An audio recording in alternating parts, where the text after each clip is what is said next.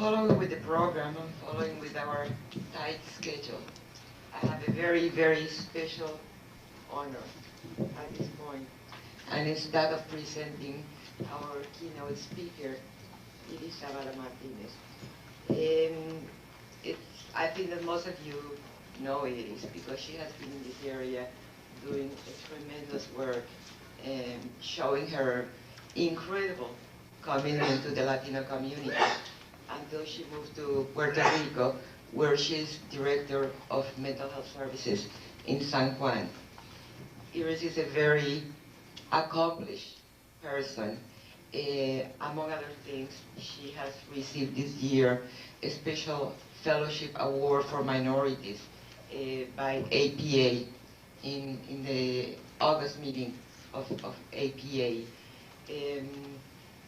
I want to mention two more things that for me are very special. One, that it is also received an award for poetry, and I think that that shows in the way she develops her titles, in the way she delivers her ideas. The other thing that for me is very important is that Iris was one of the interns in the program in 75, I believe.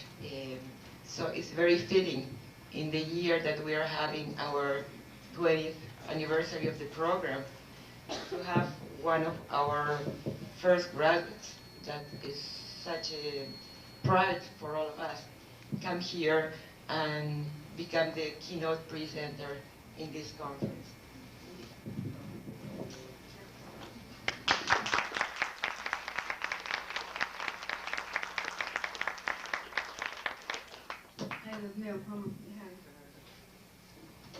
Good morning, buenos días. You know, Diana, you say all those things and it makes one feel very responsible. Dice, Dios mío, you know, I have to say a few things, but let me tell you, just to set the tone, and I hope I don't disappoint you, but maybe Dr. Miller, I deliberately opted to present a topic and a style that really presents a vision of where I think we need to go, and I also will look at where I think we've been. It's a vision that I will try not to be abstract about, but it's a vision that I think will and can then easily be related to how things are done with or without resources. But if we don't have a total picture, and if we don't have a sense of what is happening out there in the big picture, it's hard to really work with a small picture. So my task is, I hope, to infuse you with this vision, okay? And let me tell you, I'm very excited about being here. This is the first time that I've returned to Boston to be before colleagues. I've come back to visit my son who lives here, but I hadn't had the opportunity to address colleagues since the last time I left. And I left and I gave the keynote speech at the IBA conference. That was March of '88. Then I went to Puerto Rico. So this is an interesting kind of circle. When I thought about it, I said, this is like un retomando, because I'm coming back full circle, maybe to take care of unfinished business. And in that sense, I've chosen my title quite deliberately. It was not arbitrary, for various reasons.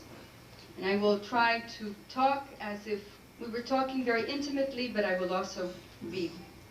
Retomando el discurso, Latino psychosocial health issues for the 90s. Indeed, I want to retomar. That is, to resume where I left off, but also I want to talk about the need to retake, to recapture, and take over the discourse that seems critically necessary in order to affront the official story as presented in practice. Here we will examine summarily a discourse which has in fact been emerging over the last decade or so as related to the integral health of Latino peoples.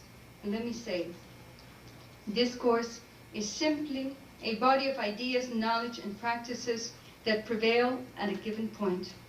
So there is at present a prevailing official discourse, sustained by a prevailing social order and involved with many of the practices that we may or may not engage in.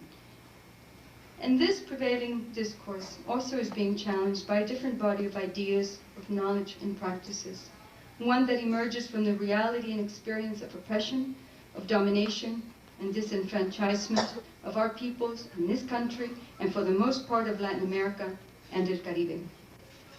It is that emerging discourse that I will provide and I would urge and provoke us to retomar, to take over, and to contribute to develop. So we're going to talk about where we've been and where we are going and what's happened in between. And please note that the term mental health is not used in this title, again, deliberately. Instead, I have used the term psychosocial health, salud psicosocial, as a way of identifying that which in fact may be in the realm of what is considered mental health, but understanding that this term encompasses a broader view, one which posits mental health as a desirable outcome of psychosocial factors and which is manifested in psychosocial and social domains of being. And if we wanted to get even more comprehensive, we would want to say biopsychosocial health, understanding the interaction of multiple forces on a person's well-being. This clarification is important for various reasons, but for our current proposal, the use of appropriate terms is also a way of advocating for a total picture versus expressing a fragmentary view, but also because our focus here is on identifying an emerging discourse which would have implications for a psychosocial therapeutic praxis, which is what we want to do and which is what most of you do. So we need to say what we mean, and we need to mean what we say. Moreover, we're discussing those issues at a particular historical time as the New World, the Americas, gets ready to celebrate the Quinto Centenario, its discovery. For some, however, it is a time to take stock of what is the truth of this discovery. Some would say it is the Quinto Centenario del Encubrimiento, of a systematic concealment and of 5,000 years of struggle for legitimacy and resistance. And that what we need to do is honor the dead. We need to honor the Indian communities killed by the colonizers, ravaged, plundered, and massacred by the colonizers. But we also need to come to terms with that past history, to reconcile to it, to understand its legacy, and to constructively see where it's going to head us the next 500 years.